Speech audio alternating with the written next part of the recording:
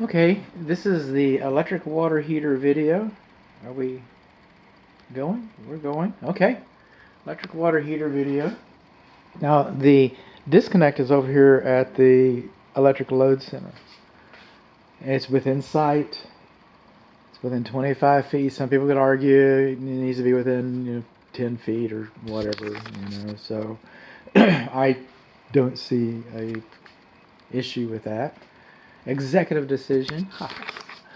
All right, so our piping coming in to the top of the tank, what I'm noticing or not noticing is dielectric unions on the water supply attachments. So, and I'm also noticing that our temperature pressure relief valve is not insulated, and that's where you lose most of your heat. Okay, then this pipe is supposed to have an air break, an air vacuum break in the same room as the water heater. As per City of Dallas, and we're in Dallas County, and as per the Uniform Plumbing Code, you're supposed to have a vacuum break.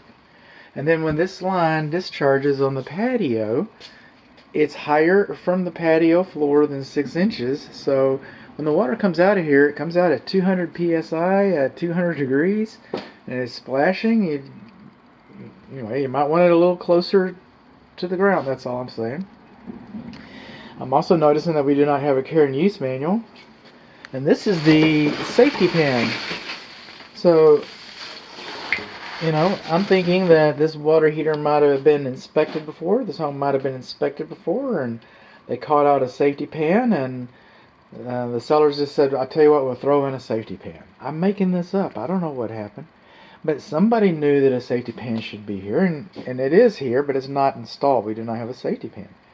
And we do not have a care and use manual. So without the care and use manual, without the safety pan, without a vacuum breaker, with it discharging too high, with it not being insulated, without the dielectric unions, without all those things, probably the most important thing to know is that it's rated for 55 gallons, which is not going to deliver that because it looks like it's original to the structure. Okay, according to the data plate, the most accurate numbers I'm coming up with is that it's 27 years old. They last about 10. This water heater has done just about everything anybody would expect it to do. You probably don't have 55 gallons. You might be able to use this water heater for a little while longer. You might be able to get some hot water. You might be able to get by. But it's time. It's time for a whole new water heater to be installed properly.